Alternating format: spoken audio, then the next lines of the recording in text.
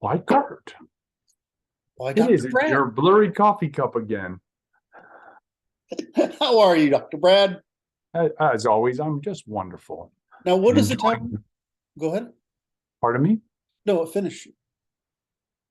I was saying it was 64 degrees in the shop here. And I'm enjoying life and just ready to go again and sit with Kurt and see But what you had a Tootsie transpires. warmer. I do. I have a space heater underneath the desk here just to keep my toes warm. You know, it's funny in the offices, right? There's like sort of this average temperature you want to keep it. Never makes everybody happy. Right? You know, if you got a very so you got either the guys are sweating or the girls have heaters on. Right. And so you have to get we would go out and buy all these little under desk heaters so that we would have them for the girls, ladies, women. They're all women, really. It turns out if you have fat ones, they don't get as cold so fast. But we have mostly skinny ones. You see that? You didn't see that coming, did you? I loaded that one up ahead of time. That was for the guys just to see me flinch. Part of me, what a wit. I enjoy this stuff so much. I enjoy talking to you and the guys, but it's like the complete mirror image of the rest of my life. Right? Of reality, right? Right? I have to be serious all the time. And so I just think it's quite funny. I get to be here and be talk just with the guys. I get to act like an 8th grader again. Exactly. And I revel in every opportunity. That's right. Anyway, you do see that. We were discussing it. You do see that with if you take academics out to dinner, like a bunch of guys, we go out to dinner. I'm not going to. The Mises crew is a great example because the minute you get someone like David in there, I mean, just as a stream of absolutely filthy jokes. I mean, just jaw. I can't believe you said that jokes. And this little Jewish guy talks like this. And then you have the rest of them, and you forget that I'm some of these guys are into like Battlestar Galactica and other dirty shit, profs are, and some of them are into sports and whatever. And it's just you get to see the real person rather than the preacher when you're out in it. You fill everyone with alcohol, basically. I always find that somewhat interesting, but in any event, so what do you got this week? Any brilliant insights this week? I don't know. We were discussing the episode. It's episode 2101. So hit like and subscribe. Oh, they're over here. Yes. Over there. Way subscribe, way over. Bell, comment. Leave the comments. I was enjoying the comments. Yes. Although I noted the people are starting to they noticed me and made noises about me. Mr. Code Seeker told me to keep quiet. I'm gonna try to be good. I know it's well, you have to choose the balance between letting me finish the story and stopping me from it's not that there's no value in your interruptions. If I want to, point taken. If I need to finish the arc, that's one thing. If I've gone off on a rant somewhere and run down some rabbit hole, I appreciate the tug on the leash. I appreciate that. I got it. It's a fine line I tread. It is. Oh shit. Oh my. Yeah, so I was working on it. Hang on, I'm looking through my notebook here. Yeah,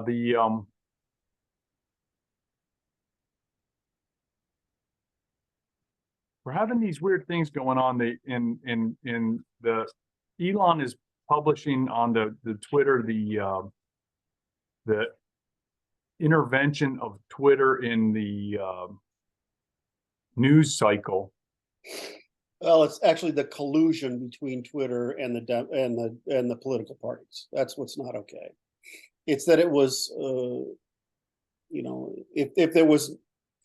if those parties posted objections on Twitter, that would be transparent.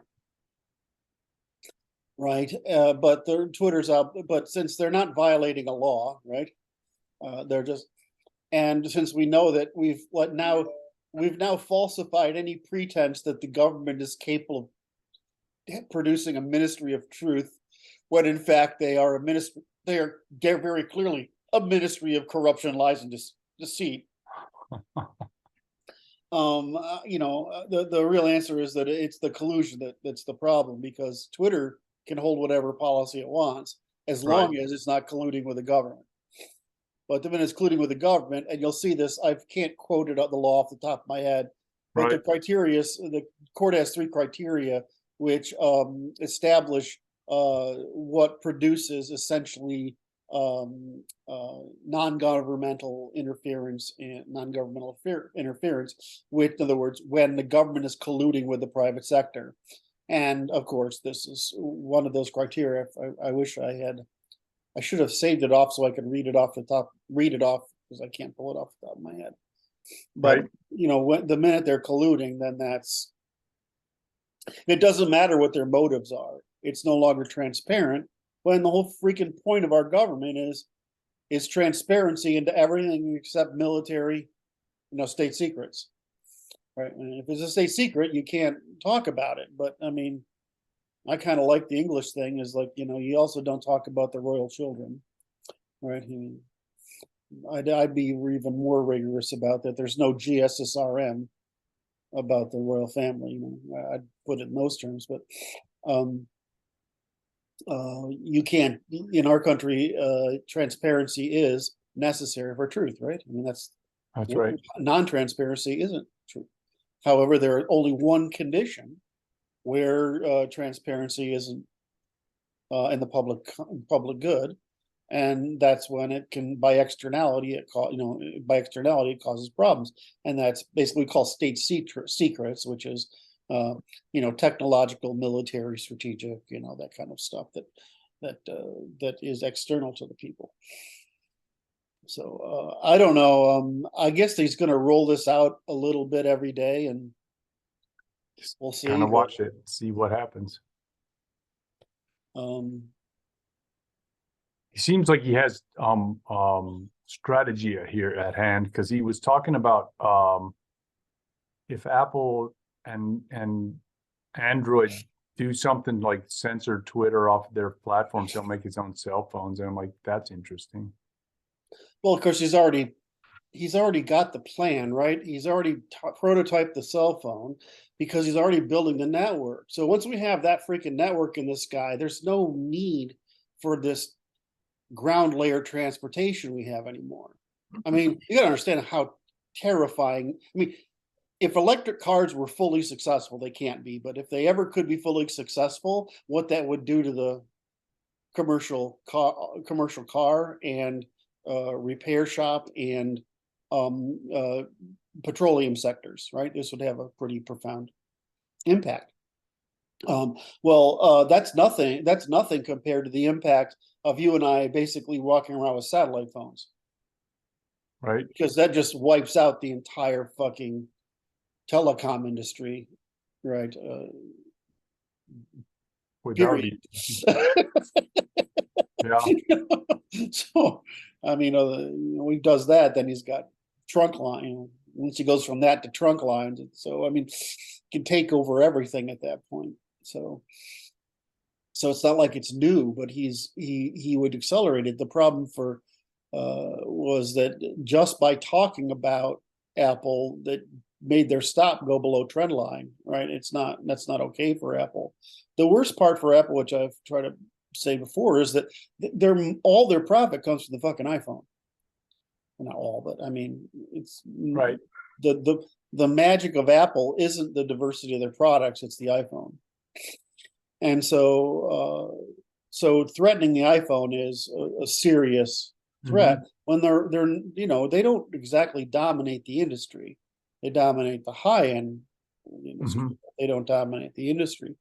So, and then they make such obscene resale costs from anything bought from the App Store, right? So it's just not in Apple's interest to pick a fight when you've got somebody who's got, the world's largest broadcast channel to himself, right? And he's willing to use it to slam you down. So Apple is a pretty sinful company by modern standards, given their relationship with China, and they're sort of stuck because they don't have a lot of choice except to kowtow to and benefit from the Chinese government. So, I mean, Foxconn is a horrible fucking place now. I mean, they just do horrible. Foxconn does horrible stuff today. Foxconn. Right. So, I mean, the Chinese government is getting worse and worse every fucking day. We're going to see new stuff out of the Russian government in the spring, apparently, which will really upset the apple cart. But right now in China, it's pretty freaking bad. So Apple's Well, it's like that sin. The way I see it is that the globalists, the WEF group, is waging global war against the Chinese and the Russians, and the purpose is to create conditions that are rough enough to command a regime change in wherever. In the victim country, the loser country gets regime change. That's although it's not, this is one of those things where, okay, well, that strategy is actually coming out of the consensus between the military, the government, the financial sector, and the WEF, right? I mean, there's a lot of people looking at this as a problem, and this is sort of the value of these weird. What? I don't understand. It's not like it's the WEF is the only place that's thinking of this, right? I mean, the military's been talking about it forever. I mean, we have a lot of people worried about this. The American politicians worried about what? China, right? So this has been going on a long time now, and so it's one of those, I don't know, odd coincidences of interest between the military, the political sector, our economists, the WEF, the financial sector. They all have a common interest. Excuse me, I don't know where I got the hiccups from. So they all have a common interest, and so it's. Yeah, but see, the issue is, my mind is, the common interest is the dying Anglo-American Empire, which is based upon the post-war liberal settlement, which is antithetical to the classic liberal settlement. Classic liberal or neoliberal? Classical liberal settlement, which was 1850. Okay. And the modern liberal, or the post-war liberal settlement, is 1950. Neoliberal, yeah. And it's like that one is coming to an end because it's based on lies, and the lies are culminate in the perversions of the woke and that nonsense. And it is like the interests are all aimed at trying to maintain that which is not able to be maintained. And they're trying to do it by projection of global empire over universal empire over the whole world. And it's like, okay, pick your sides. Well, here's interesting. I don't know. I mean, so it's becoming clear to me how I differ from most on the right, or conservatives, or even libertarians, is that I tend to look exhaust incentives first, and then I look for abuses of incentives second. And so I keep getting into situations lately where I'm like, well, that's a spin on it. The reality is that we have dragged mankind kicking and screaming out of poverty in a very short period of time with this order, and there's no reason we shouldn't continue to try to create this order. And I think the problem is whether that order allows the anti-white or anti-European and globalist, which means Jewish fundamentally, non-governmental rule of that process, or we may continue to maintain it as a European, or at least Anglo-Saxon, a political, openly not transparent process that we're trying to. And my argument is that we have, which I've brought up with you, is that if it were me, I'd put that shit on the walls in the press room, and I would just refer to it as, this is the Anglo solution to modernity, and this is where it starts. It starts with Smith, and and this was the British strategy, and we went through colonialism, and it turned out to be wrong, but we've now turned it to bait people into. In other words, you don't push people by colonialism, you bait people into the economy, right?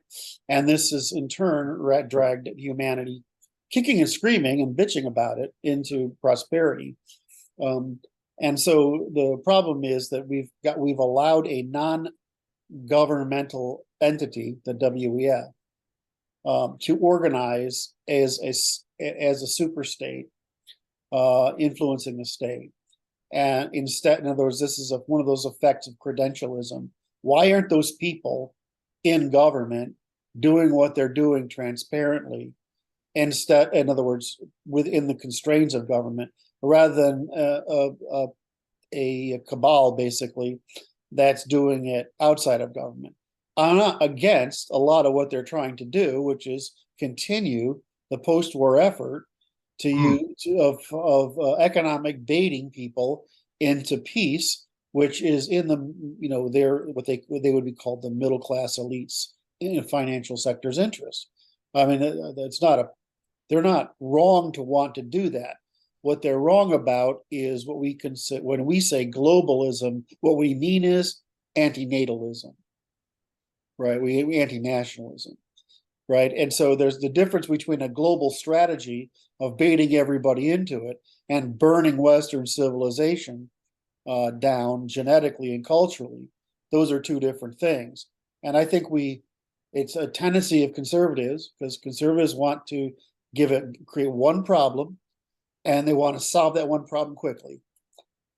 When this isn't one problem, it's a coincidence of a number of interests that are creating a problem of our own construction, and we aren't disambiguating it into its constituent parts, which is what we've been doing is the most virtuous empire in human history, right? But there's no, I mean, even the Romans are the closest, and there's nothing even, we're not even that close to Romans. I mean, they were pillagers, right? They were more pillagers than we are, but they created trade just like the Greeks created trade. So this is a good thing in general. The problem is it's extra political, and so there's no longer any political or national regulation on those things, which is what we want, right? I mean, that's the real issue. Is that I feel like I've lost you by I'm watching. No, I'm listening. I'm hanging with you. I'm letting you go with your arc so that I don't get Code Seeker coming after me. So if I just want to know, so the thing is that the post-war strategy was brilliant and wonderful. It required the Reagan use of credit expansion, in other words, to weaponize the American financial system, and this has incrementally gotten out of hand. And it's gotten out of hand because it's produced so many easies, right? Easies for the financial sector and the World Economic Forum, that they don't, they want to keep kicking the can down. The problem is that easy comes at the expense of the American worker, right? So it's at the expense of national interests. Right, and so that's the fundamental interest now. And the WEF, which has a highly Jewish slant, believes in its superiority at regulating and morally running the world, and it's unfortunately feminine, and it's wrong. So the other than that, it's just fine. What? Other than that, it's just fine. Well, right? I mean, but every culture has an elitist faction. There's none that I don't think there are any that has it, right? Okay. We call it a nationalist faction, but it's a cultural supremacy movement. The Jews have a cultural supremacy movement, and ever since we've killed our Templars, thank the French again, those fucking scumbags. Ever since we've killed our Templars, we've all but outlawed a class of bankers that only came back into being with the Anglos, and we have been in competition with the Jews ever since.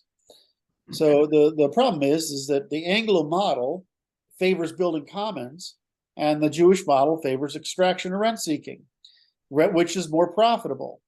Well, rent seeking is, and so we've just not put this regulation on Jewish cultural supremacy into place, so that the Anglo-Saxon supremacy, which is the commons, can hold still.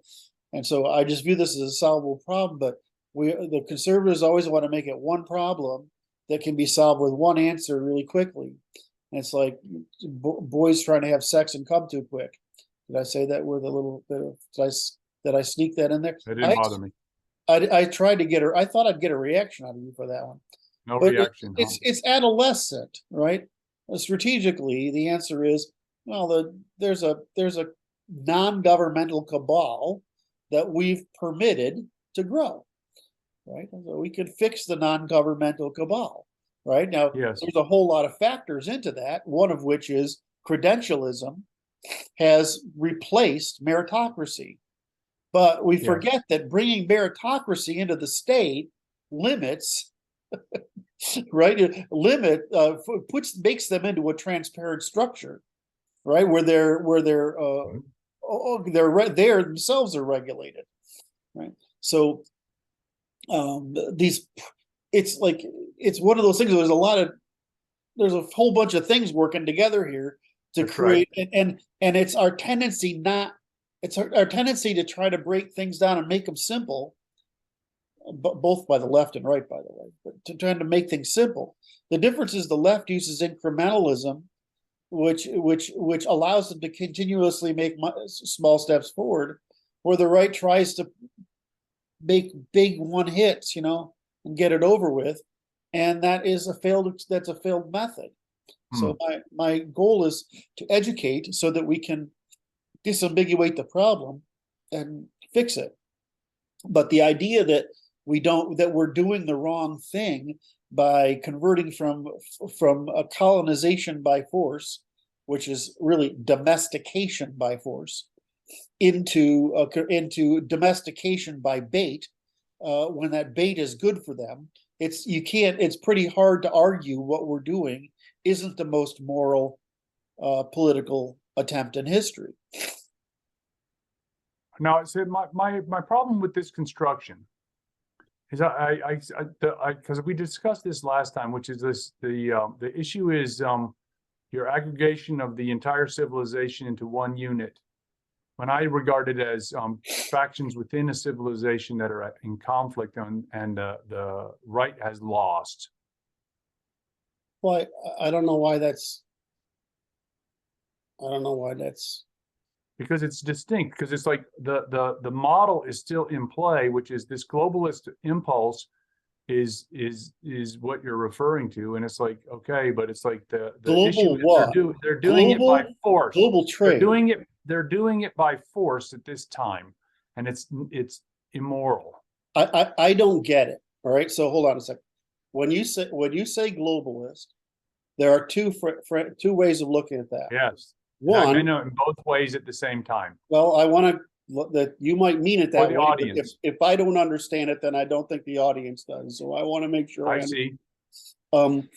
There's a political sector that accounts for national interests, and a global private sector that doesn't account for global interests. And there is the desire to drag the globe into peace through trade, right? So when I say globalism, I mean that. Yeah, right? that globalism is not what I'm talking about. Right. And you're talking 'Cause about it's, globalism, which is a non-political entity.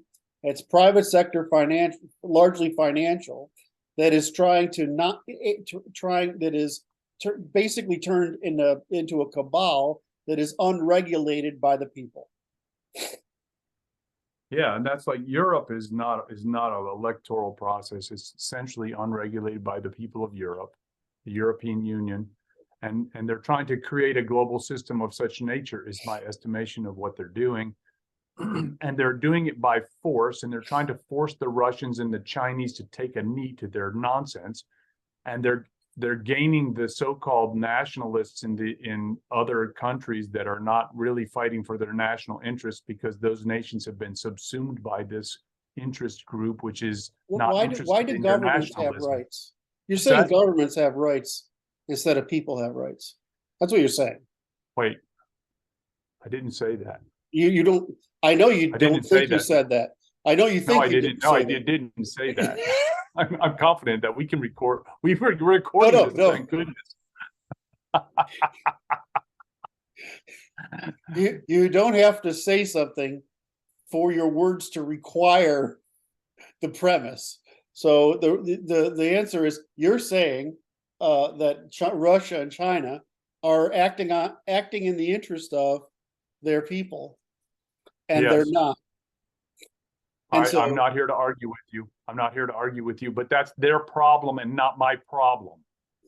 wait a minute. Wait. I'm not here to defend the rights of the Russian people. I'm not here to defend the rights of the Chinese people from the government that they have in their charge. But do you want to defend our way of life from them?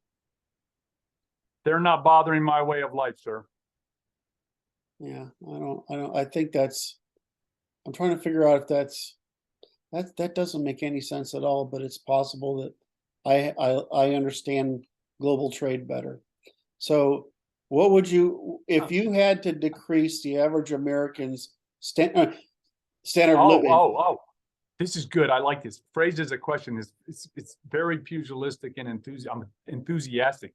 So bring it.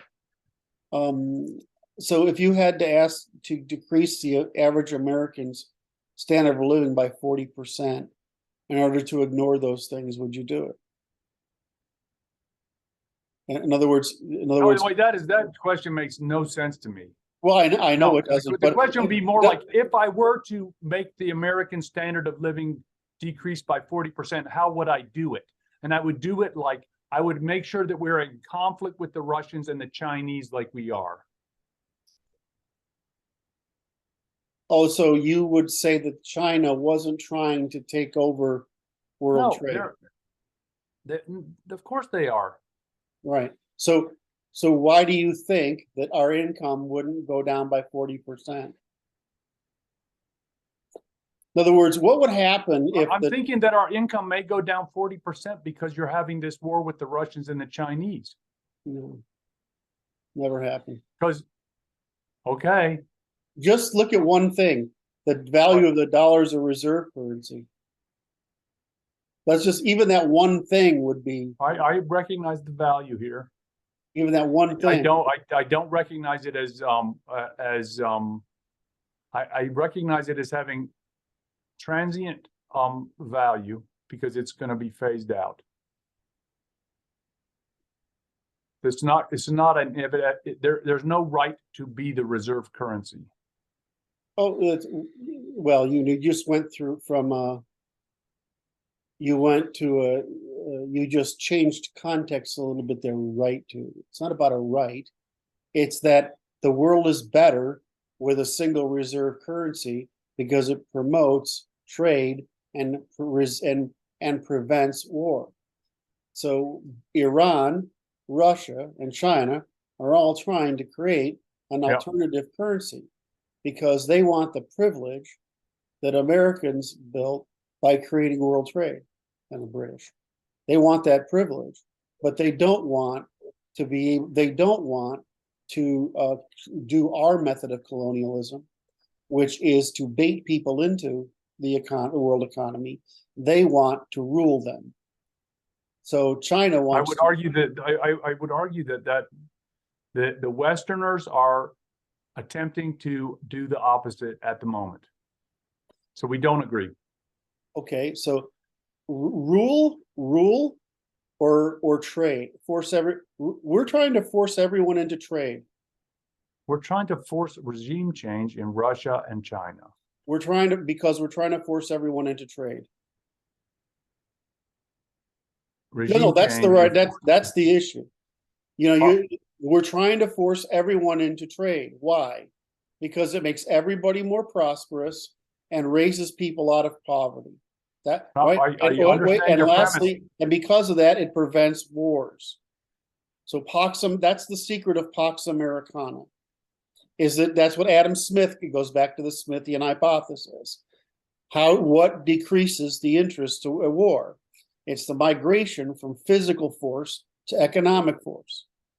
Because physical force is always destructive of capital, whereas economic competition always improves capital. So it's a virtuous method of warfare. So that's what we're doing, and there's no you can't look at the world data and make any other conclusion than it's worked phenomenally.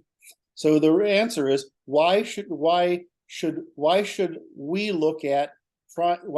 forego the high moral value of trying to make the world prosperous and peaceful and free of another world war by letting Russia conquer people who don't want to be conquered and letting China conquer people who don't want to be conquered. Wait, who are the Chinese conquering? Taiwan, Hong Kong, the They haven't islands in the attacked South China Sea.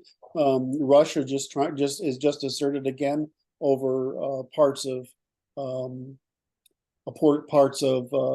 Japanese islands. China is trying to move the border into India so they can capture that middle section on the border on one end, and Pakistan is trying to do it on the other. Islam is a method of cultural invasion and warfare, which mandates every member of the religion to convert everybody else by force if necessary, and death if they can't. So I'm trying to find the only civilization that isn't evil other than Europe is India.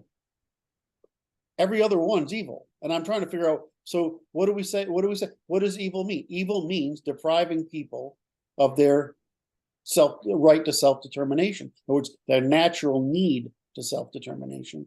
That is the means by which we prevent war. The only way we prevent war is by giving everyone the equal right to self-determination by self-determined means. Because if that's the case, there's no one to blame but them, right?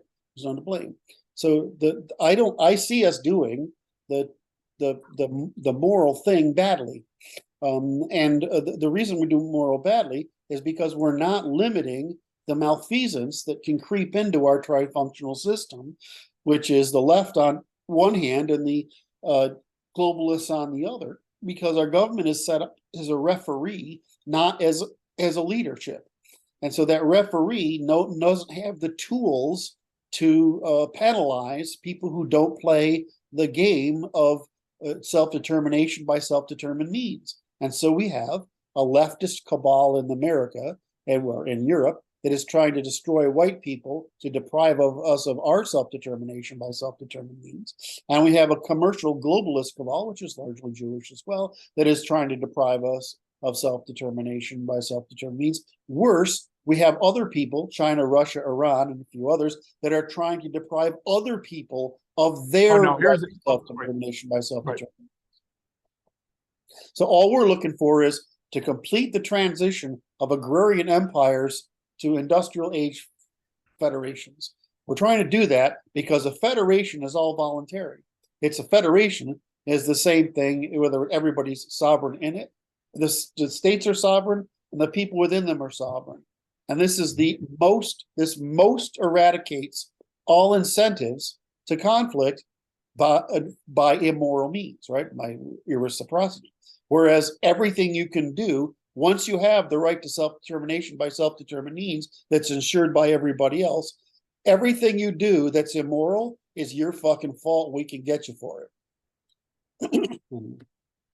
That's my arc. So the issue goes like, the issue I have with this is that you're conflating time scales that are of not human scale interest to me, which is that I'm more concerned about the national interest of the native populations of North America momentarily, which is being beset by these global interests and woke interests that are not interested in self-determination by self-determined means. So I'm more interested in the conquest of North America, Right, but you know, that's a different, you know, what you're saying, those are two different, what? Go ahead. What I mean, may I finish my arc, sir? Yeah, I'm sorry. I tried to stop myself. I wouldn't stop myself. I had to say it. It's like this. I'm more concerned about this. It's like we have local problems in Arizona. We're worried about the election integrity from 2 elections now, and it's like this. It's like that I'm concerned about this much more than I'm concerned about the self-determination of people in the Donbass. Right. Well, again, are you saying you can only do one thing at a time? Right? I do want to look. I want to focus on what's important now, and then we can focus on what's important after we establish the conditions that we have self-determination by self-determined means locally. Then we can start working on extending that outward. We can do that if we get 2 million people to show up. It's it can happen overnight, right? So the answer is we can't fix anything without that. I don't think we can fix anything. I know, so that's my point. I'm like this. It's right, like, but that's different from complaining about our geostrategy.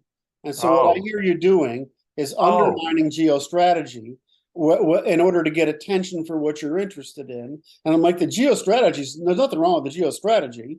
The problem is we can't get 2 million people to show up to fix the local, the regional, the national, and the global problems, because we can't get control of our own government, which is the primary source of power in the world at the moment, largely because it's the primary source of financial power in the world. So, that's I mean, if we need control of our government again, and we don't have it. And external parties have control of it.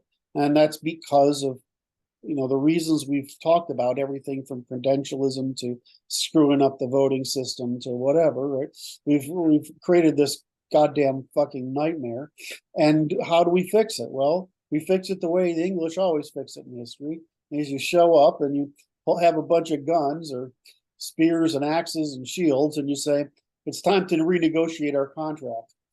I mean, if the unions do it all the time, strong. We call that a strong union. Yeah, you show up and you say, well, you know, we're not going away. By the way, I mean, the real purpose of the guns is to say we're not going away. The negotiations are starting, right? And if you want to, now the reality is that the government can't fire on you without becoming China or Russia or Iran, and then losing the legitimacy it has in the world. So the whole point is to show up. I mean, I've done this once already. The minute the government fired on us, our people in Ukraine, just the moral trigger just flipped a bit, and that was it, right? It was kill them all, right? And once they did that, the president was gone, because that's what was going to happen. They're going to kill him. So I don't, my view is, unless we are willing to show up in proper English fashion as bringing a suit before the state, which we don't have a monarchy, unfortunately. And if we can bring a common law suit for redress of grievances, we can, in other words, petition Congress for the redress of grievances. The problem is the Congress can't ignore you. Right, the state has to take, right, at least deal with something that they have jurisdiction over. Only the Congress, because we don't have a monarchy, has jurisdiction over this. Realistically, this is one of our core problems. The reason you have a monarchy under Constitution of Rule of Law of Natural Law in the European tradition is the monarchy is outside the law in the restoration of the law. Right, so the monarchy can call in the military, wipe out everything the legislature's done, and restore the law and start over. But we don't have that, so we have to try the legislature, and without a king, then we have to resort it to force. Whereas a king doesn't have political needs. whereas a legislature does. So it's the reason you want a king is he doesn't have political interests. He has only survival interests, right? Stability interest, durability interest, because this is their whole thing, is how long can I rule for and whatever. And so the kings will give in to the legitimate demands of the people, right? Why? Because they're really powerless otherwise. So we just have to go do that, and that's the only. It's the old. As far as I know, there is no other means. We can try the courts, which we're planning on doing, right? But nothing will change unless we show up and bring this suit before the state for redress of grievances, which means that we're going to change a whole lot of things really quickly all at once, just like we did in the Revolutionary War, and somewhat like we did in the rest after the Civil War, right? And unfortunately, how we did under FDR, which was really FDR in the Civil War, and that's what he was doing. You know. So I mean, I blame him, but I don't blame him that much. Under Johnson was a fucking idiot, right? I mean, he did this Great Society program and imitating the Soviets, and it turned out to be, you know, the destruction of the black family, the destruction of our cities, the empowerment of the left to use race Marxism, and the ability to use those levers to immigrate millions of people to make our white Europeans a minority. So, you know, so I don't know. I'm just going to go back to how we can. I'm not a salesman, right? I'm a scientist, a functional fundamentally. So in the end, I don't know how to convince 2 million guys to show up, but that's the only fucking way. And we can't fix the problem any other way because it's a systemic problem. But that's different from saying that our geostrategy is wrong. It's not. No, wait. So what this is where I distinguish between this is like, it's not our geostrategy when it's an occupied government that's geostrategy is at work. Okay, so does that make sense? This is you just helped me understand a problem I have with everybody when I'm talking to everybody. All right, especially me. Well, I mean, you're pretty representative of the community. It's like because it's like I don't recognize it as our strategy. It's an enemy strategy because it's an enemy occupied organization that's implementing it.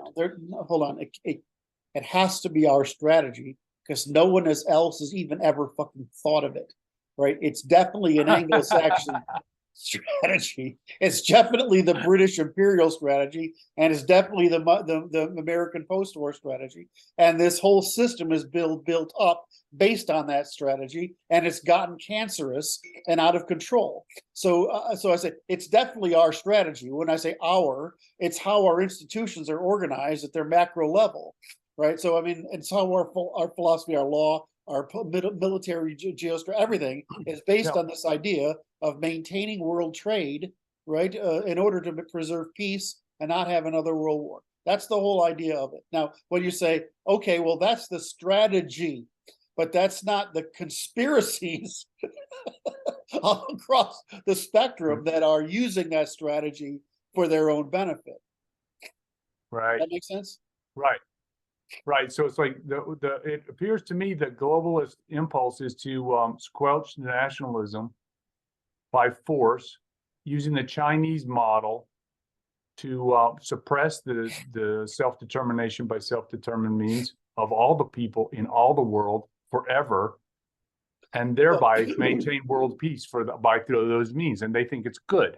Well, this is neoliberalism, right? It's Leninism, yes. Right? Neoliberalism is Leninism. Yes. Right? It's authoritarianism, which is Jewish, which is Lenin, which is feminine, right? It's authoritarian because they think they're right.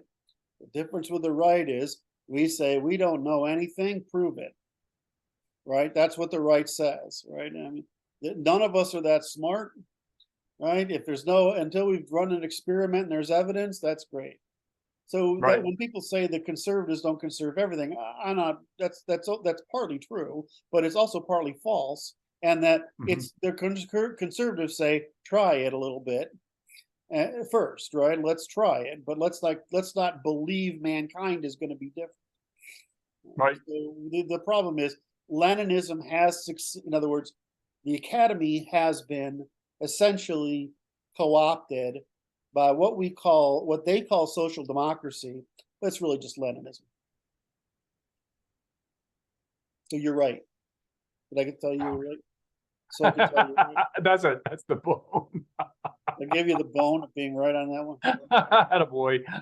Good job. Where did I get in trouble this week? Okay, so you and I were talking about the video. I got in trouble for this. The video on somebody giving me shit about not being harsh enough on the video, right? What's the video? The Vax thing. What's the I don't know the died suddenly thing. Right. So it's like, which question are you answering? Right. I mean, you asked me a particular set of questions. I answered the question. Right. How would you? So I did an analysis of it, and I said, well, I mean, as a drama, it's effective. In other words, that's what a drama is supposed to do. It's like ideology. It's supposed to motivate you, right?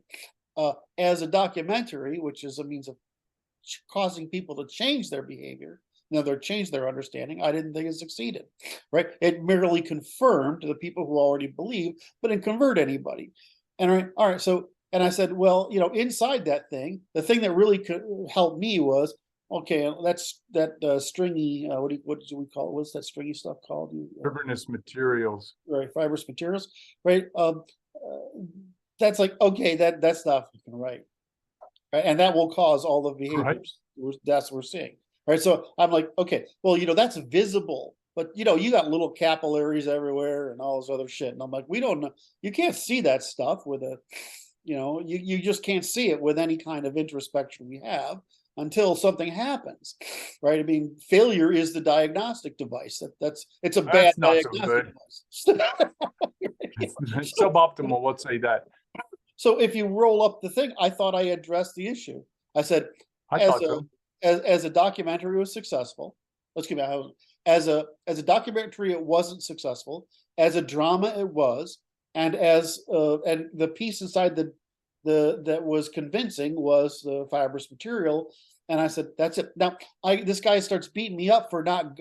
You're so intolerant of deception, whatever. That's not what I got asked to do. Right? I mean, I didn't get asked of deception. Right? I should have gone after this thing for these people are being. I mean, I don't think the people are lying. I mean, intentionally doing this. I wasn't looking at this as is this a piece of testimony? I didn't take it as testimony. I took it as a drama that was for political purposes of coercion. Now, if you ask me another question, which is, if you submitted that thing in court, would I call you a liar? Well, absolutely. Right? I mean, it's not meant to be submitted in court. It's meant to provide a justification for political motivation. All right. I mean, the political action. And so I'm like, okay, well, is it? And I can't go through that thing and claim very much is false. Right. I can claim the conspiracy theory that they start with. The front end, the sandwich board that talks about depopulation as a motivation and intentionality is entirely without foundation. It is conjectural, and it is not based on facts. Well, there are people who believe that. It's just, I don't think the whole fucking thing happened because of that, is what I'm saying, right? That's and so. So if you say that, well, that starts off on a problem, but that doesn't mean that. I mean, when you're interviewing guys who are working class people like embalmers, right? It's a working class job, right? They don't have any. They're just looking at a thing and say, "This ain't right." It's like your mechanic goes to your car, right? He's like, "Look, right," and it's doing something. It's like, whoa, is so not normal. This ain't right, right? I mean, that's what they're saying. And they're like, okay, well, what does this ain't right have in common? Well, they've all got the injection. Just amazing collections of those things. Right. And so then you look at, what did the government say to us? And we've been saying all along that, you can't claim masks work, right? You can claim that masks, for aerosol disinfect. You can only claim that they prevent you from touching your face more, when we know the real answer is hygiene, right? Keep your hands clean and off your fucking face, right? I mean, keep surfaces clean, right? Right. We know that was the way to deter the transmission, right? That everybody, that this is a really terrible, it isn't. It's not a big, not a terribly deadly thing, right? Unless you're comorbid with something, right? I mean, it's a bad flu, but it's just a bad flu, right?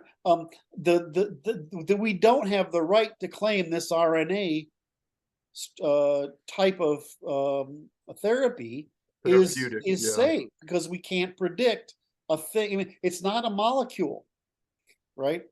It's a Not recombinant normal. system, right? So that we can't make the same claims about it.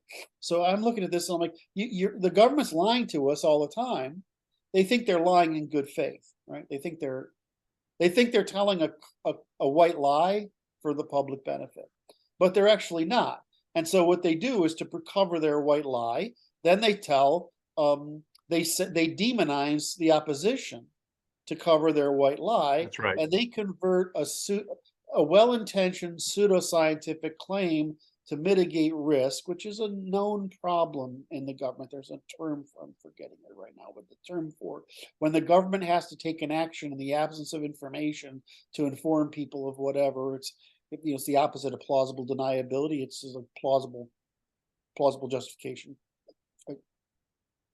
I can understand those things. But then they go and they made it a political issue, which made it a moral issue, which justified all the resistance to it, which then the government had to double down to cover themselves to preserve their legitimacy, right? And then this just turned into a moral, warfare. So, it's what you go back to, just be truthful and transparent, right? I mean, they just should have been truthful and transparent. It says, we have no idea. At the present time, this is the best we can recommend. Interestingly, Mr. Fauci was on testimony, and he said he could not name one study that said that masks were effective. You can't. Is the report. And it's like this, that at the same time, CDC has recommending masks again, and the hospital is mandated at my hospital. Okay, so here's the thing. Are masks effective at what? They're effective at stopping you from touching your face. Right? That's what they have some effect. They can stop you from touching your face. They don't stop transmission, right? They stop you transmitting, but they don't stop aerosol transmission or environmental transmission, right? So, and we've known this because we had this. Mexico went through this. I can't remember what. It's not too many years ago. There was another really bad flu going around. It's only, I mean, it's since 2000. I don't remember exactly the year. Really bad flu around, and Mexicans thought that vodka, or what is tequila, was a disinfectant. But it's Mexican tequila, isn't it? A Mexican vodka, isn't it? Or tequila, it's the same. It's you ferment it from. Anyway, so they're like, well, I'll just do some. No, and it turns out that what they had to do is disinfect everything. So they had to teach Mexicans to wash your fucking hands and don't touch anything that isn't you. Whereas if you're an American, you get told to go to India, what do they tell you? If it's not you, don't touch it. If it's not really hot, don't eat it. How about that? It's about all there is to it, because it's a really disease-rich place. And some of the shit that's flowing around India, it's like, oh my, whereas it's kind of interesting. This is kind of interesting because India and China are both highly populated compared to the rest of the world. If you look at a population map of the world, it's like bizarre how dense India and China are compared to the rest of the world. But if you look at how the Yellow River cooks disease, right, which is transmission between animals and humans, because there's so much fecal matter and animal fecal matter in the river from so many, right? And then you look at disease in India, which is a similar thing. It's a similar thing, but it's more like they produce parasites and that kind of. I'm getting it wrong. Anyway, they produce more individual things that are really bad than things that are plagues. Like you get a plague out of China, right? Because this thing's been through this this basically a group of petri dishes to make it stronger and stronger, right? Where in India you've got like all these little places that produce individual petri dishes that come up with novel things that produce weird effects. So I don't know. It's just but they don't travel. They don't What? travel. It's hard to travel. They're not in communication with. But then because of that, you get these weird defects, right? Because there's not enough scale, Right. to get into it. So India is very interesting. Birth defects in India, just something. I mean, it's mostly neonatal, I assume. Most of his birth defects are the rather strange behavior of Indians and filth, combined with poor mothers, poor care of themselves in a dirty environment. Indian birth defects are fucking horrible. Anyway, how did I get off on that? I was trying to make one simple point there. See, this is it, the arc of the story, brother. Keep going. Well, I'm trying to go back to I had ended up finding a way to tell you were right, and that's the Oh, last is that what it part. was? Well, I mean, it took me a minute to find a way to tell you. It's all good, man. That was tongue The shit you let me get away with, I can't. Just because it's funnier that way to me. Oh Lord. This is just like, okay, so yeah, we were talking about that died suddenly show, and it's like the Oh, that's what it is. the issue is this is it is I looked at it as yeah, it's like a popularization, but it's like they put the conspiracy on the front end of it, and then but it contained good data, which is like actual empirical data that is real and unassailable as evidence. Also, I learned something from it, and I'm a fucking skeptic, right? So I think what? I'm a fucking skeptic, right? I mean, I'm like, show me the goddamn data type of person, right? But when Okay. I know enough about embalming because I've done enough of it that you stand around like that doesn't fucking happen. I mean, that just doesn't fucking happen. Right? Blood doesn't look like that, and that shit doesn't come out of veins, right? I mean, you know what coagulation Arteries. It was coming out of arteries. It's like it just doesn't happen, right?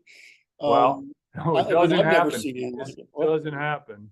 What? It doesn't happen. That was then. This is now. It's the Yeah. modern things.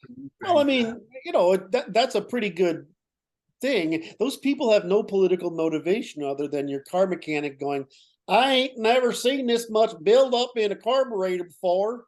That's right. That's right. And it's like, or I never seen a thing catch on fire like this. well, it's like these damnable things. It's like this. It's like the amount of athletes who've keeled over from heart problems in the middle of a game that are in their prime age, 20 to 30s. It's like, and they're normalizing it. Now they're trying to normalize, the government officials are trying to normalize children have heart disease too. They're calling sudden adult death syndrome. It's like that's not a thing. We never had that before. So why are you inventing it now? It's to cover up another thing. A great example. I think, did I talk about this with you the other day, or was with the guys? I don't remember. But I watched an interview and the scientist's name is escaping me. But he's like trying to preserve the legitimacy of science by allowing lies.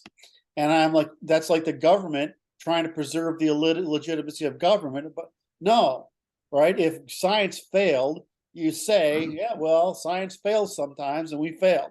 If the government fails, you say, well, the trick is never to make a promise you can't testify to and warrant, right? And the government should just be transparent and truthful. We know a lot, and even if they have to go, we know a lot of you are going to be suspicious of the vaccine. We know it, right? And we understand completely. But the best we can do, and we have all these people here, is to say, we're afraid for you. And in our job of what they're recommending, we're just doing the best we can, right? That's the correct answer, right? And it's just, if you don't do it, we understand. But then again, don't blame us, all right, if you die of it, right? I mean, that's right. That's right. But we really want to encourage you to take this risk, despite that I don't know. This is how the government should talk to people. Now, what they'll say is, you know, they consider the public pretty stupid. It's not actually true, right? The public will, if you give the public the honest information, the public will create a narrative through social proof that will convince people more than your pontification will.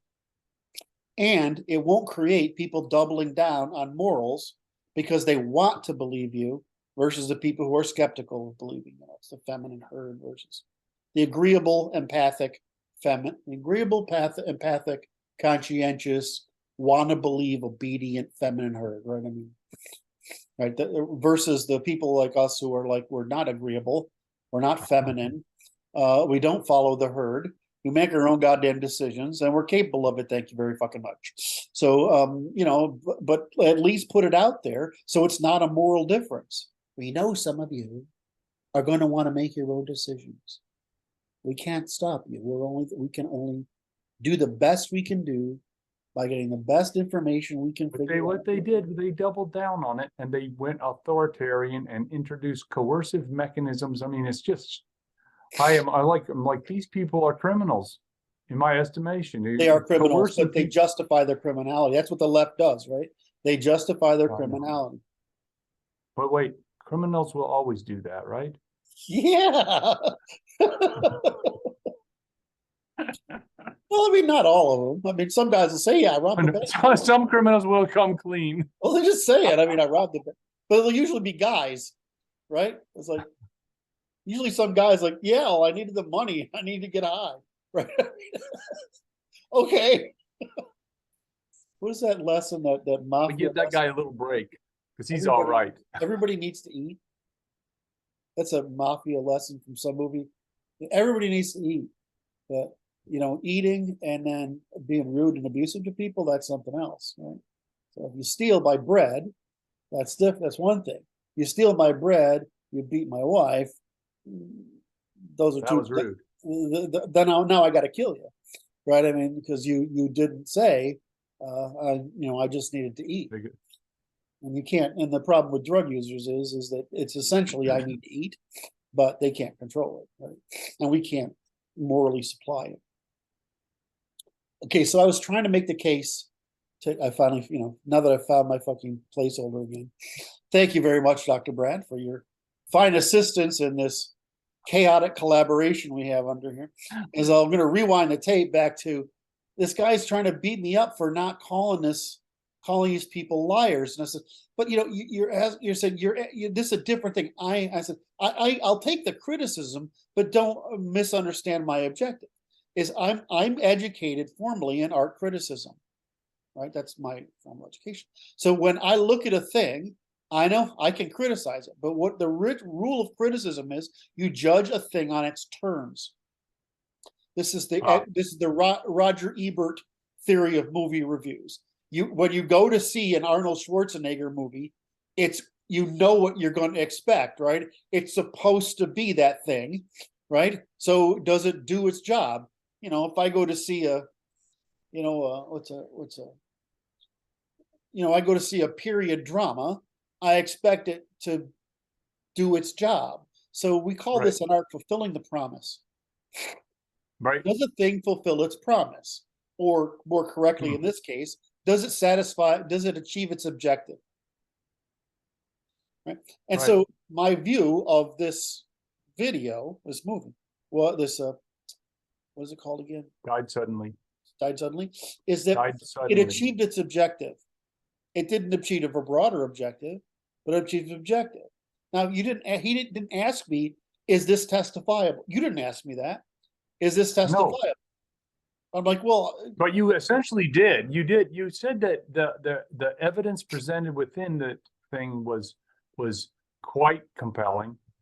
Yes. With regard to the mortician's work.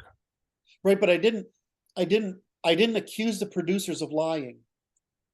Not at all, but No. you said that the evidence they presented was quite compelling in the middle of it. Right, and so, but this is it. Which is it it's like, so the guy's beating me up for saying you're so hostile to everybody being called liars. Well, I mean, when you ask me a political question, right, a political policy or whatever, right, that's different from asking me if a piece of art or propaganda achieves its purpose, right? I mean, I can review a thing on its nature without reviewing the thing as a judicially. And one of the things I've been sort of struggling with lately is I want to do a better job of separating a judicial judgment, right, from a piece of education, from a piece of, right. So I may try to disambiguate something and explain something to someone. That's education, right? But in that doing so, I'm going to try to help that person move from A to B. I'm not trying to render fucking judgment on everything. That's right. Right. And when I make mistakes, it's when I do that. It's when I'm thinking about when you don't differentiate. When I don't differentiate, so what happens is I'll be working on something here, right? I'm writing something, which means my head is in logic land, right? I mean, it's just, and then I'll go over and answer somebody's question judicially. They didn't ask me a judicial question. They asked me a comforting question or an understanding question or an educational question or an advisory. They're looking something right else. And I go over and then I have to apologize when I look at it 30 minutes later and I realize, oh, that was fucking rude. Well, I mean, that's not what he asked me. He didn't ask me to judge it. He asked me for an education or some kind of knowledge or understanding. And I'm like, okay, well, so I mean, what is the purpose I'm trying to achieve with any given answer? Right? Sometimes I'm trying to educate. Sometimes I'm trying to judge. Sometimes I'm just trying to help. Right? I mean, sometimes really I'm trying to therapy. I'm trying to make you feel, somebody, not you, but the person I'm talking to, feel better. So which of those things am I doing? Well, the guy's holding me to the standard of judgment when people are arguing with me and trying to lie to me, right? With the same thing as me talking about a movie, does it achieve its purpose? Right? These are two different goddamn things. It's like, what am I, a one-trick monkey? You think I can't? Anyway, that was a criticism I had. The guy went off. What was the other one? This other guy that went off. He's been a follower for a long time, trying to. Oh, I already covered this in another call, but was trying to convince me that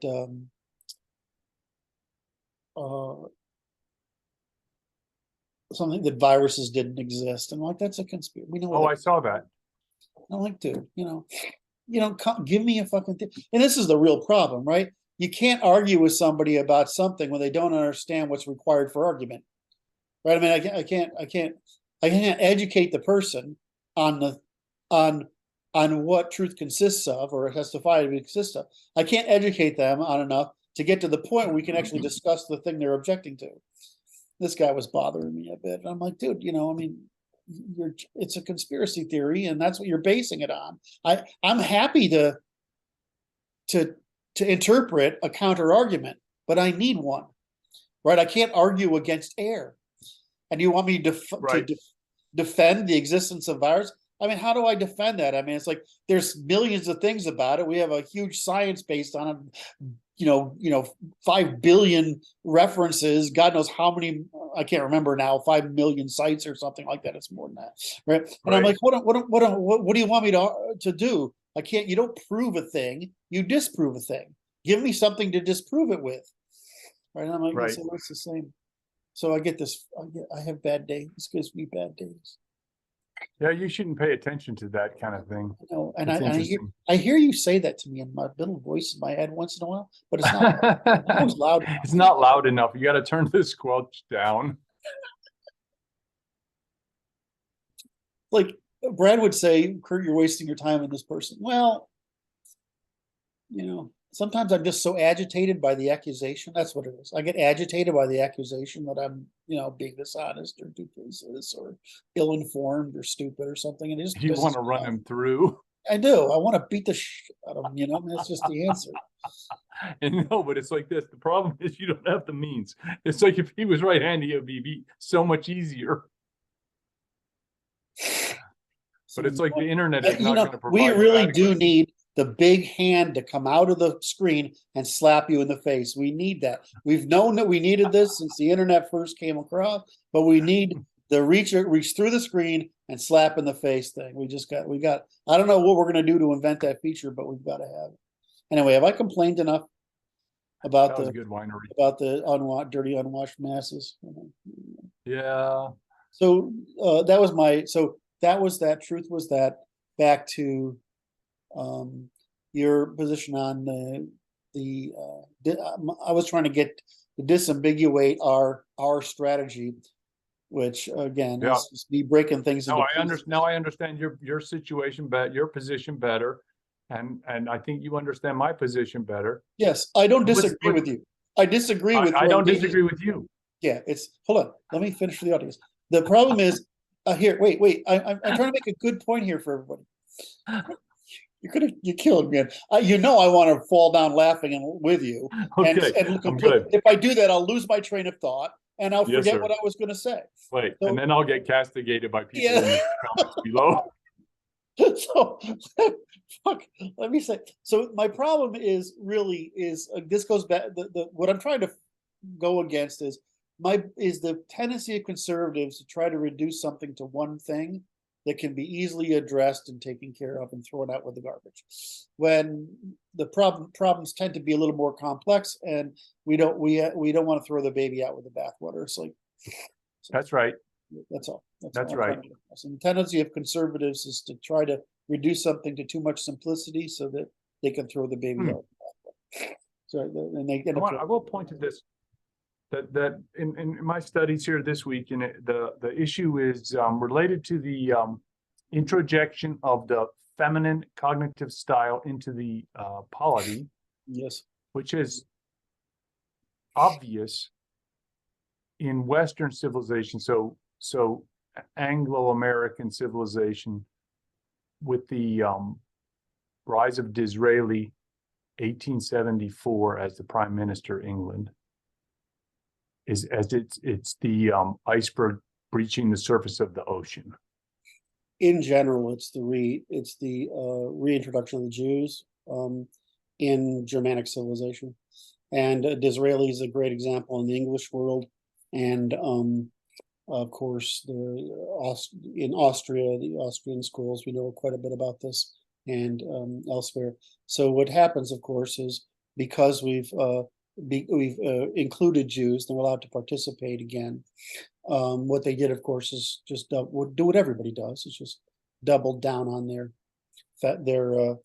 history, their feminine tradition, because that's what everybody did. They double down on what they think morality is according to them. They don't realize they're just a bot running a morality program that they inherited. Now, some of us have adapted to that bot morality program. Europeans are cognitively a little more masculine, and Jews are cognitively more feminine. And so, yeah, this has emerged. So, but you're right, it emerged back then. In other words, these things play out over a long period of time. Back to you. But so the issue the reason I bring it forth is that what occurred was the civilization, the civilization to that point evolved a specialization of warfare that was very civilized. Yes. Amongst the Christian nations. Yes. That was denatured by the process since 1874 to become unethical and totalitarian, authoritarian in its nature, which is de-civilization of warfare. Because it was combat was understood as, we're going to have a war and then we'll settle this like men, and we'll settle it, and then we'll resume a peaceful relationship with one another. And now we don't do that, because in the 20th century, obviously, it's a total war until absolute defeat of the enemy, and there is no quarter, and we are going to dictate terms to you. Yeah, the masculine fights till the point of submission and reconciliation. The feminine fights to kill. And we know that in animals, we know that among humans, women never give up. I would argue that the strategy The geostrategy of the British Empire being implemented in China and Russia today is a feminine version of masculine warfare is being implemented here. And that's what I'm objecting to, sir. I think you're right. Say that again. I'm objecting to the feminine version of warfare being implemented with the geostrategy of the Anglo-Americans. I'm gonna I see what you're referring to. I would say let's disambiguate it again. The globalist strategy is riding on the Anglo-American strategy, and we have failed to suppress the feminine that's riding on top of it. And that's because for some reason we're tolerant of it. What?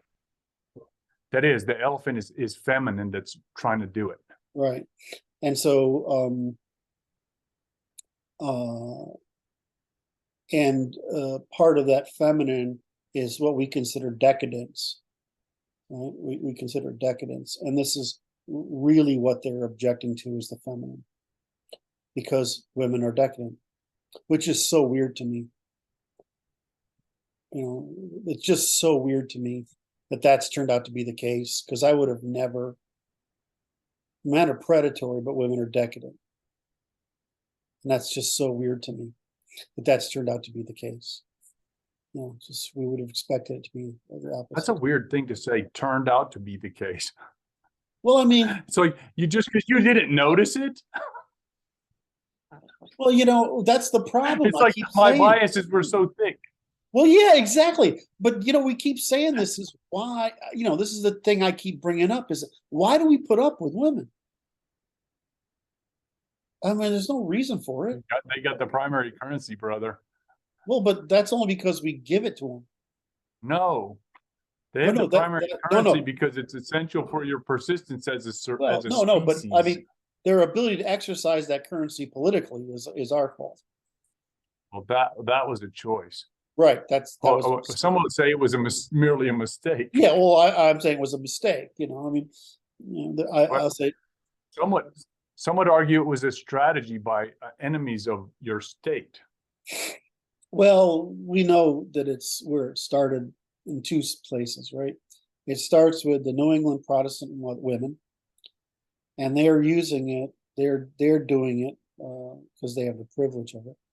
And then they worked to the reason they fought for ending slavery and getting it was to be able to justify their demand for political choice too. So we know that happened, right? That's not a question. And if you ask the Jews, that's how they'll explain it. However, the Jews also brought in the feminine method of undermining, right? The problem is they don't know they're using the feminine method of undermining. They just think they're being higher minded, more clever. And just like women think they're morally superior, they're not. Right?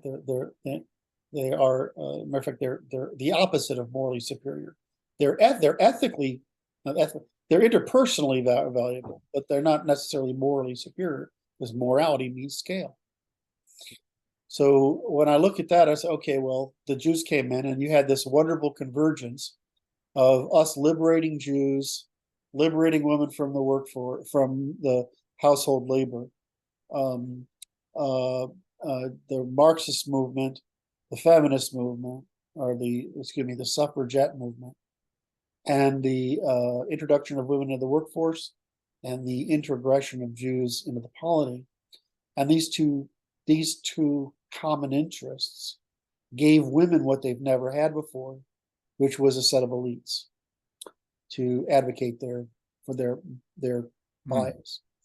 And so what we have is a feminine Jewish group evolutionary strategy that tries to undermine males by social construction, baiting into hazard and all that other stuff. And we have women who are naturally practitioners of seduction, baiting into hazard, free riding, parasitism, hyperconsumption, and status seeking, and it's actually status seeking, hyperconsumption, and hypergamy at others' expense, right? They're trying to gain control over resources by seduction, or seduction and care.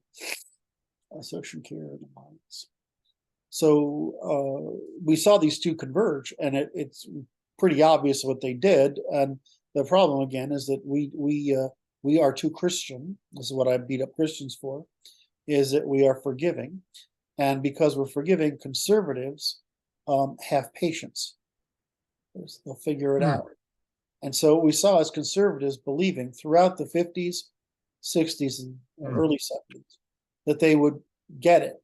It wasn't till the mid 70s, and I remember because I was part of this discussion at the time, because I was young, but I was writing very nice propaganda pieces. That we were aware that this was the tipping point, is that the Soviet Union had failed to become obvious, that the Soviet and communist Marxist movement had failed. It was obvious that after the oil crisis, that we couldn't be gentle any longer. Right? We had to be stronger about world affairs. Otherwise, we'd lose Europe and everything else. We'd lose the world economy that we tried to build. So, by the 1980s, Reagan comes around and says, okay, I'm going to open up the credit power of the United States to defeat the Soviets, right? Which worked really quickly and really effectively, because, the Soviet economy was much bigger then, but because it had much more people. The problem is that economy was actually far too much in Ukraine and Belarus, and not enough in historical Russia. And there are reasons for that, because these were more civilized countries than backwater Russia was. Right? Backwater Russia was still, was still developing, because it's a big place. And so we knew that. The problem is that Reagan succeeded, and then the Soviet Union fell apart. So we had the 90s, and then it became that made the Chinese aware of what was going wrong. They were going to fail too, and so they switched over to a different model, right? And so the Chinese miracle starts, and we sit in this happy little fucking tea party. Tea party is the wrong word. Alice in Wonderland party, thinking that we'd had victory over the world, and Fukuyama writes his End of History and all this other shit, and and Clinton and we throw out the man who we needed to reorganize the state, the world order, which was Bush 1, and we bring in this fucking idiot Clinton, who a very smart man, with attention deficit disorder, right? He doesn't follow through on anything. Now you bring in his wife, who is, if you look at her Yale program, she's a Leninist, and she was trying to bring about Leninism, just like the Europeans are trying to bring about Lenin.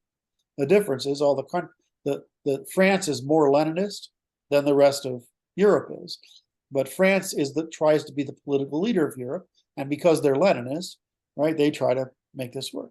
So then we get into the 2001 crash, right, which we recover from a little, but the 2001 crash is partly because of the monetary system Reagan put in place in order to be able to take out the Soviets. We never did what Bush needed to do, which is reset American geostrategy, instead of just sit there and lay in the sunshine and have a frat party, right?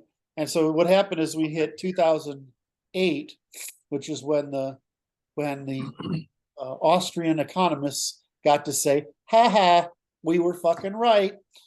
Everything, all these cycles accumulate, and eventually you get here. We run out of this game, and of course we didn't fix it. So we didn't fix it in 91, right? We fix it in 90. We didn't fix it in 2001. We didn't fix it in 2008.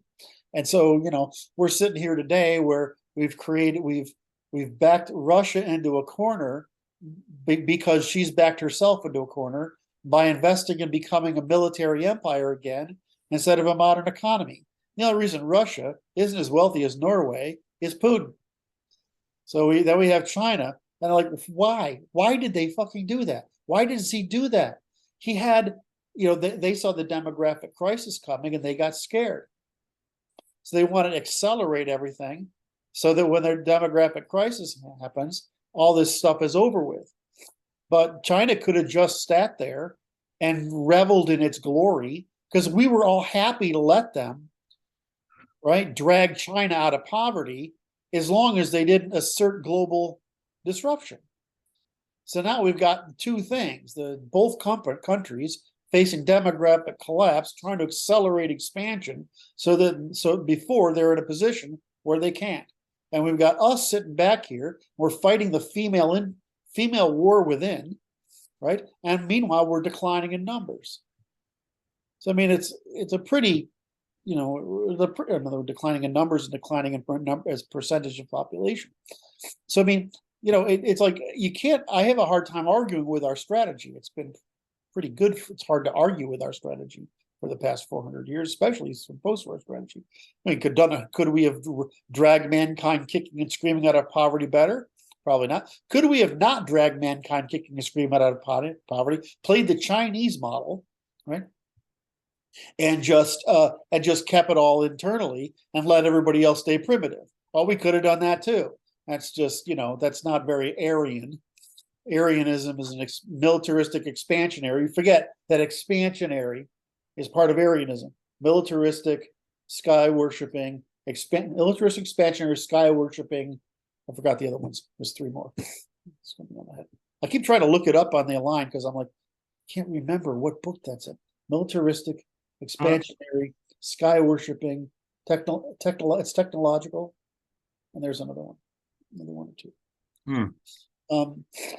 And so Aryanism is expansionist. So it's one of the reasons they say Christianity played into Aryanism, the Germanic culture, because it gave it a reason. It gave moral justification for expansion. And the same thing that happened in the Age of Sail. That was just Christianity was a vehicle for Aryanism. It gave us moral license to conquer. Anyway, did I go off on too much of a rant there? I tried to pay it apart because that was a pretty good rant, though. I was trying to explain that you were right, that the feminine introgression problem. Wait, did you notice me not interrupt you? Yes, I did. I was very appreciative, by the way. Very appreciative. Very much, very appreciative. And the audience will probably be appreciative. I do appreciate that you also made fun of it at the end. That part gives me joy. But you are correct in that the feminine problem. So the issue is what's wrong, and I keep saying there's only thing that I know we're wrong is letting the feminine introgression achieve its goals and create a state within a state that's hostile to our state. Wait. It defeated the state. What? They've got control of the state. Well, it's called there's a term of art. It means a state within a state. In other words, the Catholic Church created a state within Rome to defeat Rome that eventually defeated the state, right? And so what they're trying to do is repeat that. They're trying to create a state within a state. So if you saw the collusion between the technology companies, which are dominated by non-ethnic Europeans, by the way. Right? Wait. Okay. Sorry. Nope. So if you say that, those technology companies are trying to create a state within a state. The globalists are trying to create a state external to the states. In other words, they're trying to create a private cabal. Yes. All right. So this term state within a state, state external to a state, it just means that there's no longer the state is no longer the state interest, in other words, on behalf of the people, has been usurped by a third party. Yes. Now I'm going to read a thing now. This is from I believe it's Twitter, from a fellow named Francis W. Porretto, Porretto. I wonder if that's a joke. We must accept that the Constitution is a dead letter, that the last two elections were fraudulent, that the edifice in Washington is hostile to us, that we cannot trust anyone who holds public office, that movements, so-called, are mostly a trap for enthusiasts, that there is no explicitly political undertaking that will restore our rights as our nation. And I'm like, I think that that's likely true. Well, the Constitution has been violated by the deep state and the globalists. This, in other words, the occupation and in other words, the march through our institutions has been successful, and the creation of the attempt to create a state within a state has been successful, and in other words, create a new government within the state, and the attempt to create a state external to the state, in other words, which is an empire, I mean, an imperial force over the state, that has been largely successful. To say so that those things are true. To say the Constitution is dead is I'm not really sure, because basically it's a scientific document, right? The Constitution is incomplete, and we haven't defended the Constitution nor made it complete. So when I hear the Constitution is dead, it's like this. It wasn't my fucking fault. I'm not responsible. When the answer is that's what that Constitution says. It's your, no matter what happens, it's your fucking fault, because in the end, you're fucking responsible. So nobody did it to you. You did it. What you did is you did to stop them. That's what the Constitution means by individual sovereignty. Now, what's interesting about this whole process is the state within a state is the usurpation of the educational process to generate an intuition among the youth that that this state within a state is morally justified. Right, because they've said it's because they've told them a bunch of false promises. The woke nonsense. They told them the woke nonsense. They've said what's impossible can be possible, and therefore, given that this impossibility that can be possible is possible according to them, they are morally licensed to do this. But this is what a religion does, right? A religion says, here's a narrative that justifies your oppression, that gives you the right of usurpation, right? But that's just a religion, right? It's either science, or it's a religion, or it's an ideology. I would say science, ideology, religion in series, as an inflationary series. So do I don't, my point was really subtle. It's that, you can't really make science dead. You can make it. No, we're in agreement. You can make adherence to science. I got it.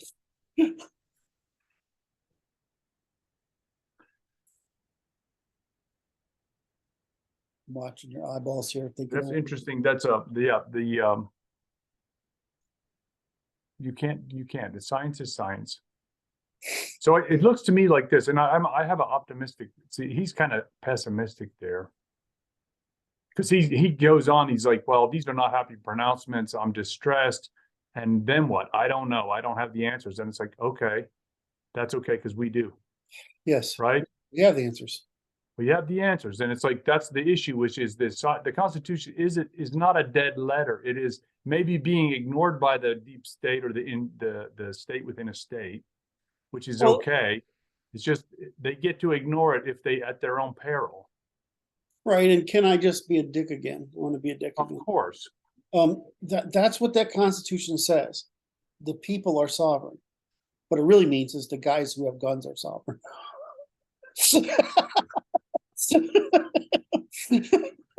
Kind of goes without saying. It's like the other ones aren't going to stand up when things get a little rowdy outside. So I have to get my inhaler. So the problem is, we say the Constitution failed. No. The Constitution is your contract with the government. Yours.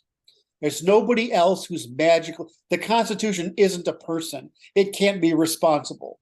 It's the contract with the state under which we, who are sovereign individuals, have rights, obligations, and alienations, and where the state is limited in its performative capacity.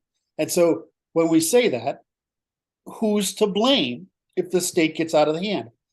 The Constitution isn't to blame. No, sir. We are. That's what I say. Shut up, or show up, and show up. There's just nothing else that has to happen. Shut up, show up.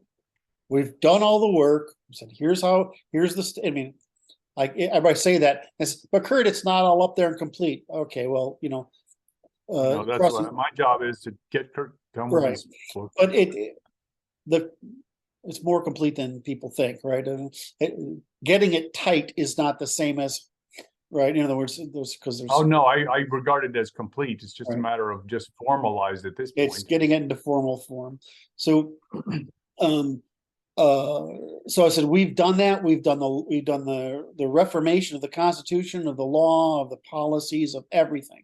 We've done that, all the work. It's all set to be implemented, right? You people, the people can bitch all they want, left and right, because honestly, we solve a lot of the left's problems, right? We solve them for you, right?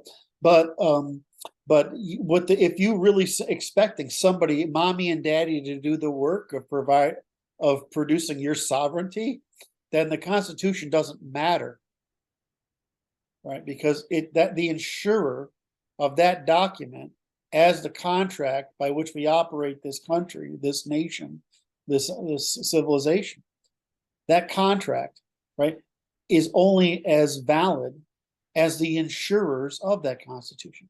And there are no insurers. There are facilitators. We call this the courts, right? They're facilitators. But the courts, as we've discussed at length here, you and I, the courts have proven insufficient to control this for the reasons we've articulated, right? Primarily because they've disintermediated us from suits against the common, in defense of the commons. So now, when you say insure, I'm sorry. Please go ahead. When you say insurer, the thought that came to my mind for clarification for the audience is guarantor. Same difference. That's why I say it for a reason, because it's like, who guarantees it, insures it is the same thing. It's like, so that it's like, it's the duty of the citizenry to guarantee the constitutional integrity. Yeah, the difference is, I guarantee to insure this, right? And the insurance is the action. The guarantee is is the promise. Is the promise, okay? I guarantee to insure this. Technically, that's what the oath of citizenship is. I guarantee to insure this Constitution in exchange for my natural rights, obligations, and alienations under it.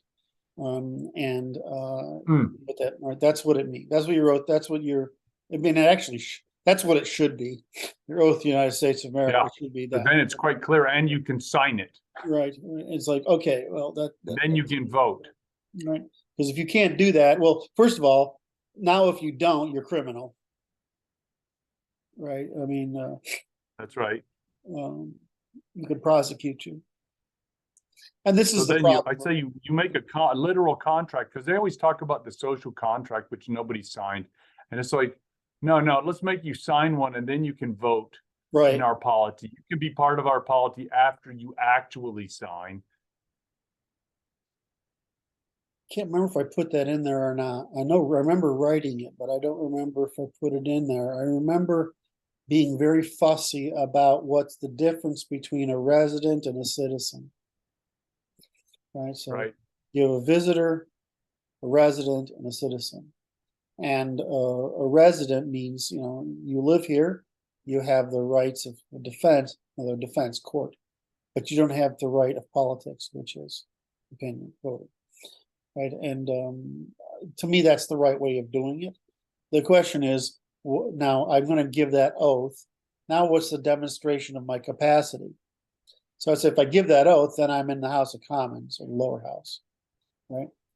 If I demonstrate competency, I can be in the middle house. And if I have vast responsibility, I can be in the upper house. And as long as you have the monarchy as a judge of last resort, I think voting works. Right. Now the question is women. Come on, I paused. I paused just to make sure that you would get the opportunity to laugh. I did laugh. Didn't you see it? It's like that. I want you to know something, sir. I told you this, but I got my Eli button, and I'm getting ready to decorate it and prepare it. I think if a woman gives that oath and she has kids, it's okay in the House of Commons. That's her. She gets her. That's her entry. That's her entry. You got 2 or more kids, right? And you're not a dependent. In other words, you're not a dependent. Right. And you take that oath, I think that's fine. And for a guy, I think you sign up for what we call the military service, which is really civil service, which can be anything from, digging the ditch when it floods to, going to war, right? And I think our military has to be a lot bigger because there's a class of men that need to be militarized in order to be put to work. In other words, they can't fight the Russians were really smart about this, actually. The Chinese find a place for you to do something, even if it's being a security guard at a parking lot, right? But the Russians were better at producing commons, and I think that's what ours should do. So our military needs to get a lot bigger, but it would really just be shifting some costs that are invisible today and indiscretionary to non-discretionary. And we would rapidly clean up the country and make it pretty again with that, because that's really what you'd use them for, is aesthetics. Right? You'd use the people who don't have a lot of skills other than they can lift heavy things to make the world make the country beautiful. Stupid stuff. The WPA did beautiful stuff. Now, of course, they got picked on all the time because there's all these nicknames for what WPA stand around, which is whistling. WPA. I don't know. There's a whole bunch of jokes about WPA workers so they don't work in. Well, the truth is they got paid almost nothing, right? Right? They get paid very, very little money, or millions of them. There's a lot of it. Right? They got paid very little money, but it was enough. It was enough, right, to give money to your family to pay for your kids. Right? Today it would be like $24,000. It wasn't. It would be equivalent. There wasn't nothing, right? But the joke is they didn't do much work. Well, What's interesting is out here in the West, it's like you go hiking around and you see their work.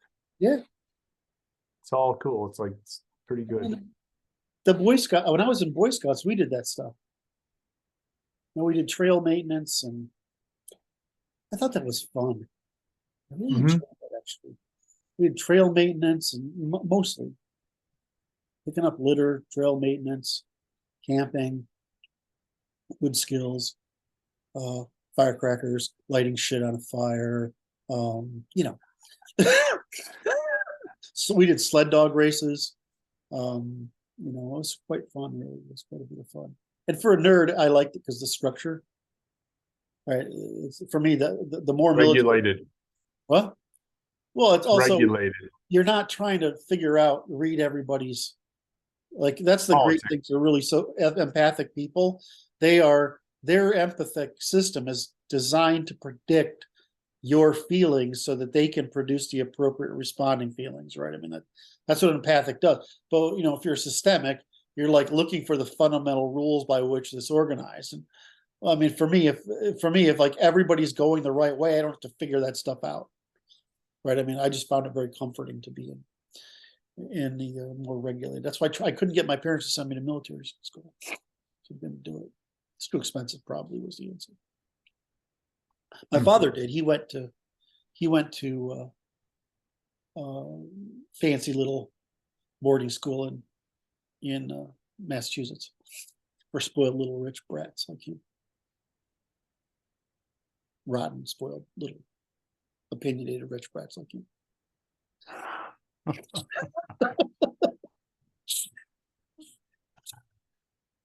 How nice. So, It's all good, man. so wait, where were we at? We were in the military? So we need that kind of thing. And then how do what was the next step up from that? We have all the solutions. I forgot, Brad. I forgot my. Yep. See, we started out with the Constitution, signing the Constitution, and then it details on what, the organization of politics. Right. The question is really women. Now, my view is there should be a path for women who've demonstrated competence and responsibility, whether that's a House of Women or that's entry into the House of Commons. I'm not sure I care much, because I could, for all intents and purposes, we equate female public service in the raising of their children with male public service in the raising of the polity. Right now, it's physical.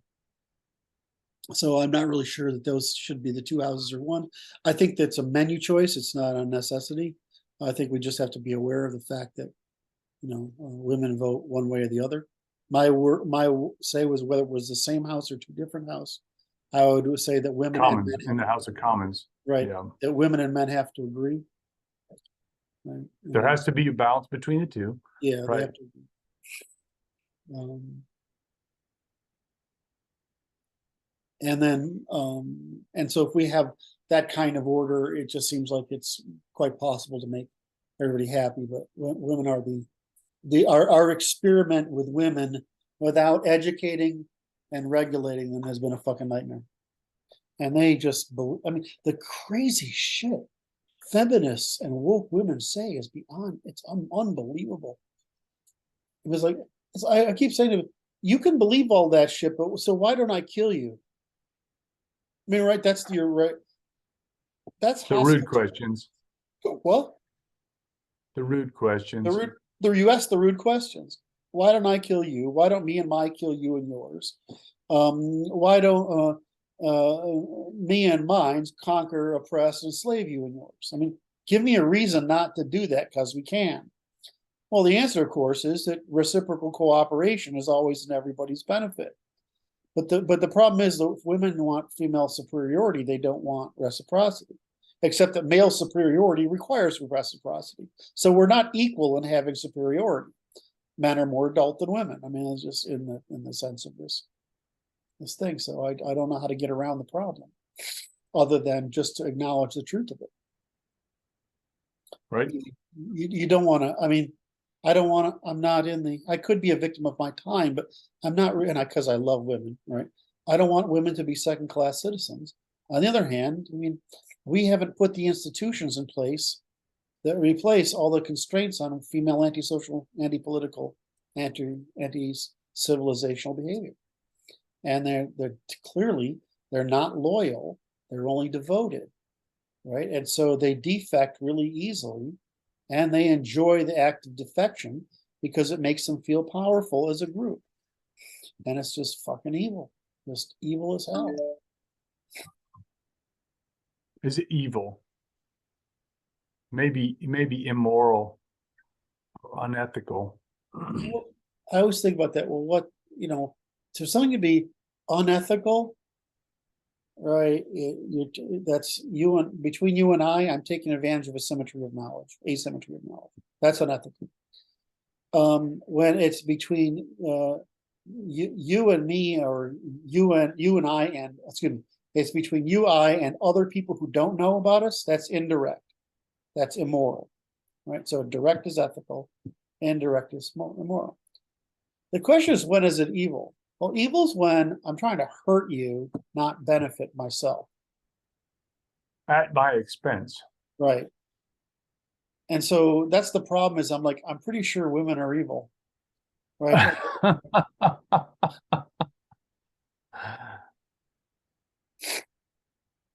So, I mean, I just get into this. I'm like, I don't want to believe. I want to keep my happy. Go ahead, make fun of me. I know you're gonna. It's gonna happen. Go ahead. I'm working it out, but I can't do it. I can't do it right now. Okay. So, okay, so back to the top of the stack. We have the answers, they're ready, the Constitution hasn't failed, because it can't fail, only we can fail. That was my Right.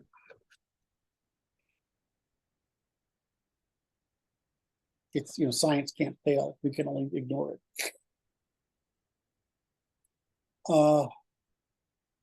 You got anything else, or can I try go sideways on something? No, go sideways. So, can I tell you how much I'm happy that Facebook is down 70%? Why? Tell us why. Because, yeah, because they deserve to be. Yeah. That was I had to think of some way to say that. So they Right. deserve to be. Well, in other words, Mark Zuckerberg deserves to be, because he's gone off on this, creating this next. Instead of making Facebook the everything app, right? What he's done, which was it was in the perfect position to do, and now Musk is going to do with Twitter. He's going to kill Facebook doing it. Instead of doing that, he went off with this meta thing. And the problem is that the technology to do that thing, even if we do want it, which I completely don't believe, I think we want the video, because I think we want video. I don't think there's the avatar. I know where he's Right. getting his idea from, and it doesn't make any sense to me. So I don't believe that's ever going to work. But even if it was going to work, how far away is the technology? 5 years? 10 years? Is Facebook going to live that long? So the problem is Zuckerberg has extraordinary control of the company, so they can't get rid of him. Yeah, we did get a leak recently. That he was out after the first of the year. Really? Which would make me terribly happy. Huh. Which made me terribly happy. But so I'm just really thrilled that Facebook has committed suicide, and I'm thrilled that Zuckerberg has done it, and I'm thrilled that he did it by spending billions of dollars on a tech when he's not a technology company. He thinks he is. That's interesting. What's that mean? Well, there's a difference between being a programmer and an engineer. Right. Musk is an engineer, and Mark is a programmer, and he's a programmer with pretty bad ethics, as we've seen, because he lies before the government constantly, and he doesn't even know when he's being immoral. Right? If he does, he just hides it well. So I'm just glad to see them fall. I mean, happy to see them fall. And I'm pretty proud of Musk for this being the disruptor in the social media space. And I think he can run away with, the whole pot. So I'm hoping he does run away with the whole pot. So what I wanted to ask you is, do you believe that, just as your opinion, do you believe that the government will ever pay a price for its collusion with social media? Do you believe the government will ever pay a price for its collusion on the vaccine? Do you ever believe anybody in the government will pay a price? I'm not done yet with my list. Collusion on producing the dossier and that fake warfare against Trump, right? So well, I mean, Trump might be a dick, but I mean, policy-wise, he wasn't wrong. You know, I mean, I don't think he's a dick. I think he's funny as hell, but I mean, I'm a disagreeable as well. So of course I find it funny. Right. So it goes like this: the deep state will pay, you call the state within a state will pay, and they will pay by, and I will go from most abstract to least abstract. They will pay by loss of credibility in aggregate. They will pay by loss of authority specifically, and it may take some time. Yep. Individual actors may or may not pay eventually. It's that jury is out. And it's like, it really doesn't matter, because it looks to me like all the trends are working in the right direction for the devolution of authority from the central government to a proper federal system, which was originally envisioned by the founding fathers. And the issue is the importation of 1 million illegals a year into the United States is going to end up in these favelas that are in the central cities that are governed by democratic elites that are have driven out all the people who have any competency whatsoever from their jurisdictions, that will have no jurisdiction outside of that favela. Yep. And so that's what's coming, and it's just a matter of the realization of it sinking into the people and understanding that's the new order of the United States. So some kind of international cities that are lawless and without morals. And bankrupt. What's interesting is it's equilibration of the condition of the favelas in the United States with the conditions in the third world. When they're equilibrated, they will stop moving. Yes. And so it's like, that's what's coming. And it's like, okay, so everybody's sorting out, and it's a slow sort, and it's like, it'll end up being political. So it will take time. It may have some fits and starts, and but this election cycle is not over yet, because there's court battles to occur, and we'll see how it pans out. What about the Republican Party, which I just sort of see as doomed? I think the Democratic Party is doomed.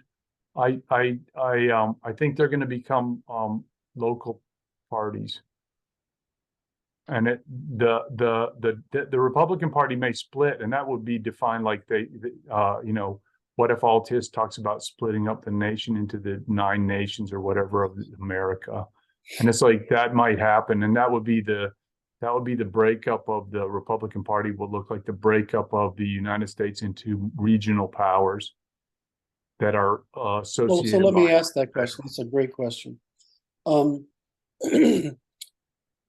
There are regional cultural alliances, and if we look at how money, because we track dollar bills, and if we look at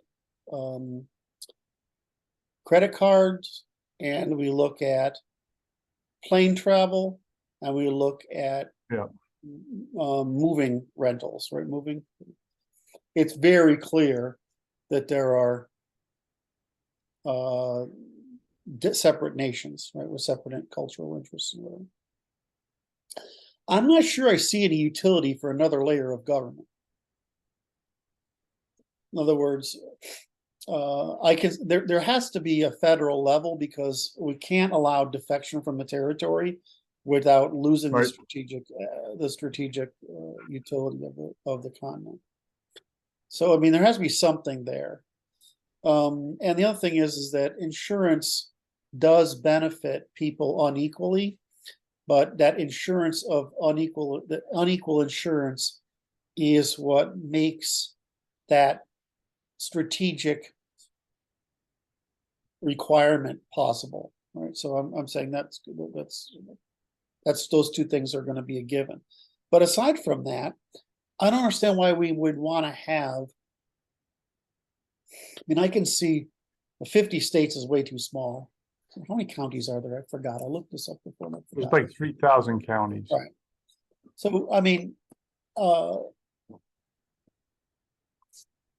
I can see counties forming blocks informally, right?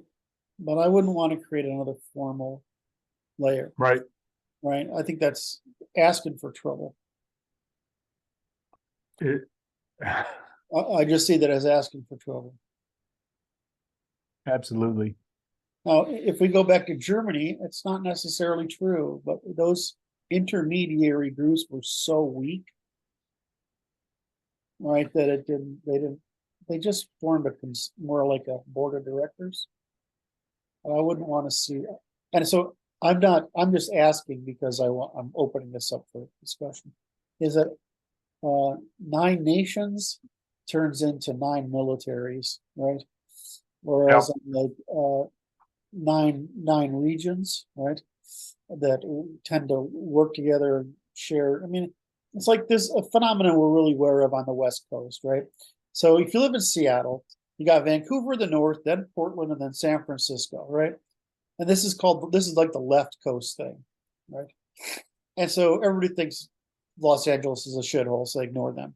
But realistically, people look to Vancouver on one end, in Canada, and San Francisco on the other. It's largely San Francisco for leadership and guidance. And so what you see is Portland and Seattle trying to imitate Vancouver and and San Francisco, which has turned out to not be a very fucking good idea. But that little strip of land we call Ecotopia, which is the left coast, called Ecotopia because that's their mind, is that's definitely a different culture. I mean, I like living in it, right? I mean, and so is New England a different culture, and parts of the South are definitely. Texas is a whole fucking world, right? I mean, I don't know. Do you guys consider yourself part of Texas, that kind of culture thing, or no? I don't know. You don't know. You're not part of that universe. So the Southwest is its own thing too, right? Southwest, yeah, that's how I would regard it. Yeah. So we have these groups of things together, and I just feel does that make sense to have? No, people do their things together already, and formalizing it just asks for more power accumulation. That's right. You're just creating another center for power seekers to accumulate. When if you have 300,000 people, I mean, that's what it takes to make a state. I mean, a country. Right? Okay. A state this is technical definition, right? A country is a territory, a geography, right? Right. And a state is a management team that owns it, is a corporation that owns it. Right. That's what it is. Right? And the government is the management team that runs the assets called the state, which consists of the territory. And a nation is the people. Why do we have to explain these fucking things? Right? Like, well, the it's easily conflated terms. Easily conflated terms. Why do you need a state? Well, contrary to libertarians, you need to prevent. The reason you have a state is to monopolize foreign negotiations, so that you can't play parties internal up against each other. That's why, right? And so you can have a uniform trade policy, which makes sure that everybody in the state and the country benefits equally, rather than granting specific privileges, which cause defection, disloyalty, right? And this creates all sorts of internal conflict. Right. So what do you need a government for? Somebody's got to fucking choose. I mean, there's just only so many places to put revenue, to put investment. That's right. Commons. And why do you need a military? Well, because somebody's got to make it possible to hold that for a government, to administer that state consisting of that territory and assets, which is occupied or used by the people. So what did I want to? So I dealt with. This has been a pretty interesting talk we've done so far today. Covered a lot of. I'm glad you enjoyed it. Fairly interesting things. Are we okay for time? Have we gone over? We hit our. We're 2 hours and 10 minutes in. That's pretty good. That's pretty good. We can go further. Do you have anything particularly brilliant? Because I'm just having too much fun watching Eli T's Apple. Why don't we break, and then we will resume tomorrow. Okay. And I will tomorrow I have a topic to discuss. Or we don't have anything else. Okay. All right. I have something to discuss tomorrow. Truthful. Wonderful. I look forward to it. Love you, brother. Thank you for today. And I had a lot of fun today. Good. All right, everybody, leave comments, please.